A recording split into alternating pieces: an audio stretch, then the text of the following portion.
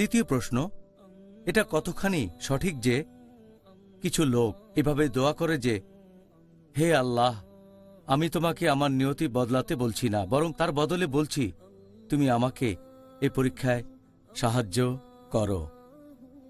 আমি জানি যে অনেক মুসলিম এই দোয়াটা পড়ে, তবে এটা আল্লাহর কাছে দোয়া করার সঠিক নিয়ম না। কারণ আল্লাহ আমাদের বলেছেন যে আমরা তার কাছে প্রার্থনা করতে পারি, যে কোনো কিছু ক্ষমা প্রার্থনা করতে পারি, ভালো জিনিস চাইতে পারি। আমরা এটাও বলতে পারি, যদিও আমাদের নিয়তিতে লেখা আছে যে খারাপ কিছু ঘটবে, অশুভ কিছু ঘটবে আমার জীবনে, তবুও ভালো জিনিস আমি চাইতে পারি। তাই এভাবে বলা ভুল যে আমি তোমার বিধান বদলাতে বলছি না, তবে আমাদের সাহায্য করো। আর পবিত্র কোরআনে বলা হয়েছে, সূরা ফালাক অধ্যায় নম্বর 13, এখানে বলা হয়েছে যে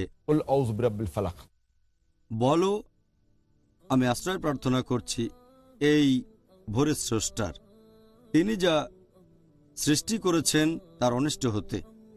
তাহলে আমরা আল্লাহর কাছে ক্ষমা প্রার্থনা করছি অনিষ্ট হতে, আশ্রয়ের জন্য। এই হাদিসটা আছে সহিহ বুখারীতে, খণ্ড নম্বর 9, বুক অব কদর, হাদিস নাম্বার 6616। আমাদের নবী বলেছেন যে তোমরা আশ্রয় নাও আল্লাহ সুবহানাহু ওয়া তাআলার কাছে প্রাকৃতিক দুর্যোগের হাত থেকে বাঁচতে, খারাপ এবং অশুভ কাজের হাত থেকে, এবং শত্রুর আনন্দ উল্লাস থেকে বাঁচতে। তাহলে কদর বদলানোর কথা আল্লাহ সুবহানাহু ওয়া তাআলার কাছে প্রার্থনায় বলতে পারেন। আমি এখানে একটা উদাহরণ দিচ্ছি যে ধরেন একজন ছাত্র কোনো একটা পরীক্ষা দিল, আর পরীক্ষাটা ভালো হলো না, সে জানে সে ফেল করতে পারে। সে বাসায় এসে আল্লাহ সুবহানাহু ওয়া তাআলার কাছে দোয়া করলো, হে আল্লাহ সুবহানাহু ওয়া তাআলা আমাকে পাশ করিয়ে দাও। আর আল্লাহ সুবহানাহু ওয়া তাআলা তার দোয়া কবুল করলেন। এখন তার কদরে এটা লেখা আছে যে এই ছাত্রটা পরীক্ষায় ফেল করতে পারে। সে বাসায় এসে আল্লাহ তাআলার কাছে দোয়া করলো।